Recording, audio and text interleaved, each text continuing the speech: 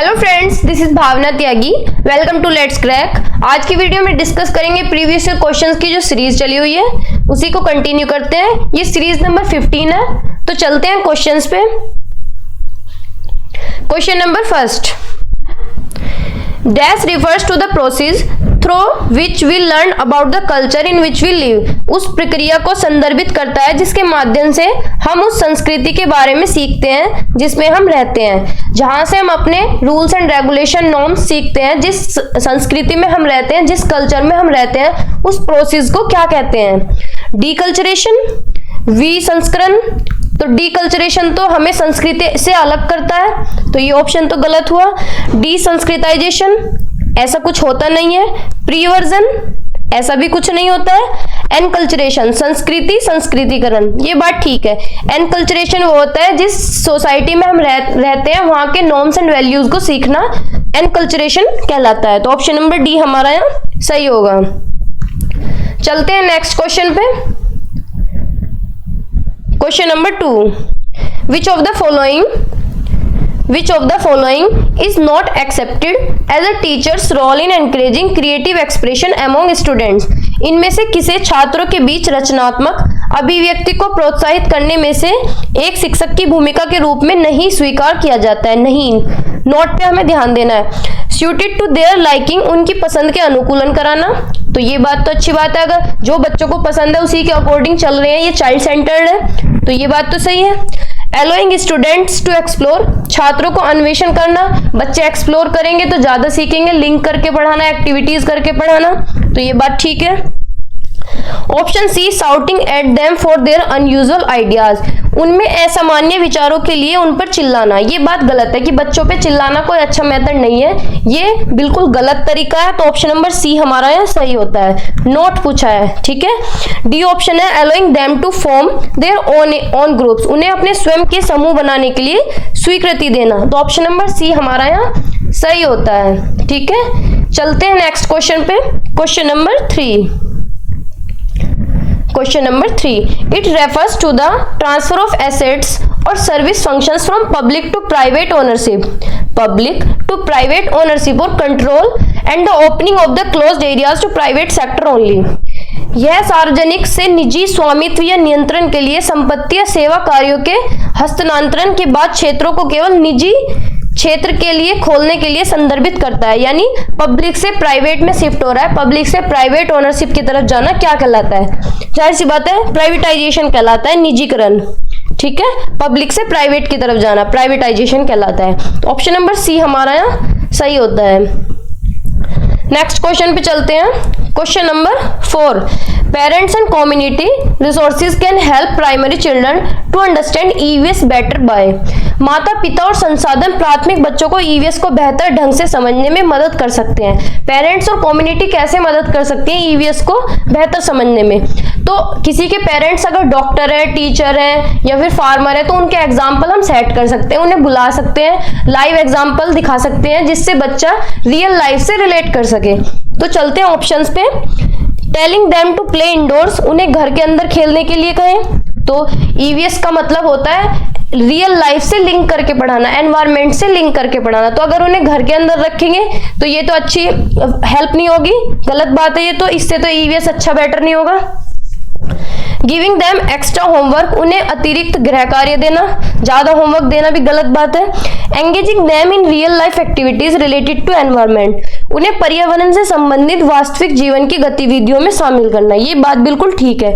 Real life activities से relate करना, environment से रिलेट करके पढ़ाना, तो ऑप्शन नंबर सी हमारा सही है, ठीक है। चलते हैं नेक्स्ट क्वेश्चन पे। Question number 5, textbook of EVS is child centered so that the children learn by dash and not by dash। EVS की जो पाठ्य पुस्तक है वो बाल केंद्रित है, यानी बच्चे के अकॉर्डिंग है। टीचर्स वो चाइल्ड सेंटर्ड है, ताकि बच्चे डैश से सीखें ना कि डैश से सीखें, जिससे सीखें और ना कि उससे ना सीखें। तो बच्चे थ्योरी से सीखें तो ये तो गलत बात है, पहले ऑप्शन में पॉजिटिव भरना है हमें। बच्चे रिसर्च से सीखें तो छोटे बच्चे रिसर्च थोड़ी करेंगे, एक्सप्लोर करेंगे।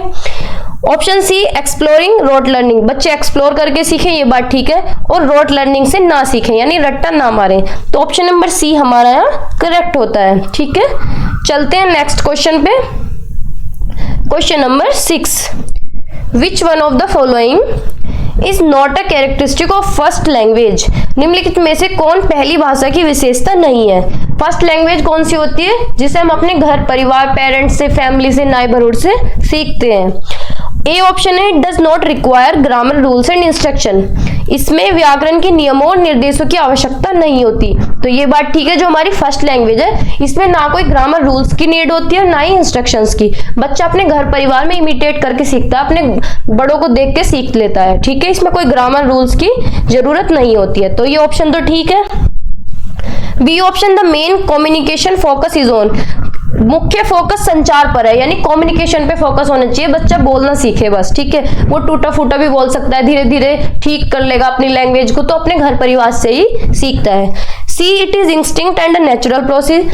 यह एक सहज और प्राकृतिक प्रक्रिया है। सही बात है कि उसे नेचुरल प्रोसेस है, ये उसे जन्म से ही बोलनी आ जाती है। जैसे बच्चा धीरे धीरे ग्रो करता है वो लैंग्वेज बोलना शुरू कर देता है। ठीक है, it can be taught in formal teaching situations only. ये बात गलत है कि उसे फॉर्मल टीचिंग से ही सिखाया जा सकता है, यानी किसी इंस्टीट्यूट में जाके ही बच्चा सीखेगा।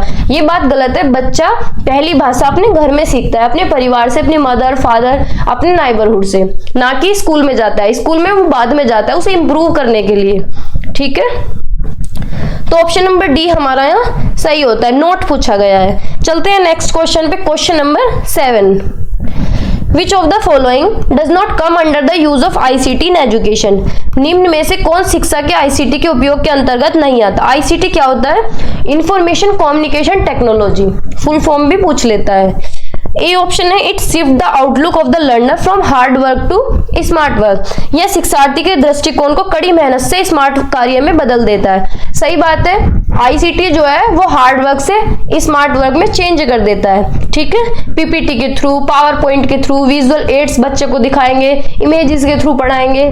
ठीक है, B option, it helps a teacher to teach creatively. यह शिक्षक को रचनात्मक रूप से पढ़ाने में मदद करता है। टीचर्स एग्जाम्पल सेट करेगा और इमेजेस के थ्रू पढ़ाएगा, डायग्राम्स के थ्रू पढ़ाएगा। ठीक है, it makes teaching learning monochromatic. ये बात गलत है, ये टीचिंग लर्निंग को मोनोक्रोमेटिक नहीं बनाता, डाइक्रोमेटिक बनाता है, यानी एक रंगा, यानी बोरिंग बनाता है। तो ये बात गलत है, बोरिंग थोड़ी, ये तो इंटरेस्टिंग बनाता है टीचिंग को। तो ऑप्शन नंबर सी हमारा यहाँ सही होता है। डज नॉट पूछा है। It expedite sharing of resource, ये संसाधनों के बंटवारे में तेजी लाता है। ये बात भी ठीक है, तो ऑप्शन नंबर सी हमारा यहाँ सही होता है। चलते हैं नेक्स्ट क्वेश्चन पे, question number 8।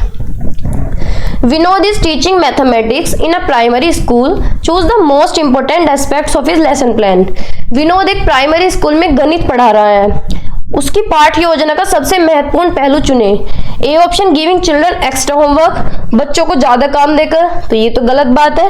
Following the sequence of text book को फॉलो करके, तो ये भी गलत बात है। Writing activities and extra questions for further references, आगे के संदर्भों के लिए लेखन गतिविधि और अतिरिक्त प्रश्न, थोड़ा ठीक है। D option, providing opportunities to children to allow construction of concept through inductive method, ये बात बिल्कुल ठीक है। आज्ञानात्मक विधि के माध्यम से अवधारणाओं के निर्माण की अनुमति देने के लिए बच्चों को अवसर प्रदान करना, यानी बच्चों को अपॉर्चुनिटी देना जिससे वे अपने कंसेप्ट कंस्ट्रक्ट कर सके इंडक्टिव मेथड के थ्रू। इंडक्टिव मेथड क्या होता है? एग्जाम्पल टू रूल जाना, बच्चा एग्जाम्पल के थ्रू अच्छे से अपने कंसेप्ट बिल्डअप कर सके। तो ऑप्शन नंबर डी हमारा यहाँ सही होता है। हमें उस ऑप्शन को चूज करना है जिसमें बच्चा ज्यादा एक्टिवली हो। ठीक है, चलते हैं नेक्स्ट क्वेश्चन पे, question number 9। One word stage in language acquisition is known as. One word भाषा अर्जन में एक शब्द के चरण को डैश रूप में जाना जाता है। वन वर्ड स्टेज बच्चे में कब आती है? 1 ईयर से 1.5 यानी 1.5 ईयर तक, यानी 1 से 1.5 साल का जब बच्चा होगा तो वो एक साथ बोलने लगेगा। इस स्टेज को क्या कहते हैं? Mono stage. मोनो स्टेज कुछ नहीं होती है, हेलोफ्रेस्टिक स्टेज बोलते हैं इसे जब बच्चा एक वर्ड बोलने लगेगा। कूइंग स्टेज वो होती है जिसमें बच्चा जब 6 वीक का होता है, कूइंग करता है, कूकता है। ठीक है, डी होता है टेलीग्राफिक स्टेज, जब बच्चा 2 से 4 साल का होता है, यानी पूरा सेंटेंस वो बोलने लगेगा। ठीक है, तो बी ऑप्शन हमारा सही होता है, हेलोफ्रेस्टिक stage. Question number 10, dash is the condition of being arranged in a social strata or classes within a group. एक समूह के भीतर सामाजिक स्तर या वर्गों को व्यवस्थित होने की स्थिति को क्या कहते हैं? यानी सोशल स्ट्रेटा और क्लासेस को अरेंज होने के प्रोसेस को क्या कहते हैं? तो इसे सोशल स्ट्रेटिफिकेशन कहते हैं। डी ऑप्शन यहाँ बिल्कुल सही है, सामाजिक स्तरीकरण। ठीक है, डी ऑप्शन सही है, सोशल स्ट्रेटिफिकेशन। ठीक है, आज की वीडियो में इतना ही, मिलते हैं नेक्स्ट वीडियो में। तब तक के लिए बने रहिए, चैनल को सब्सक्राइब करना बिल्कुल भी ना भूलें। Thank you.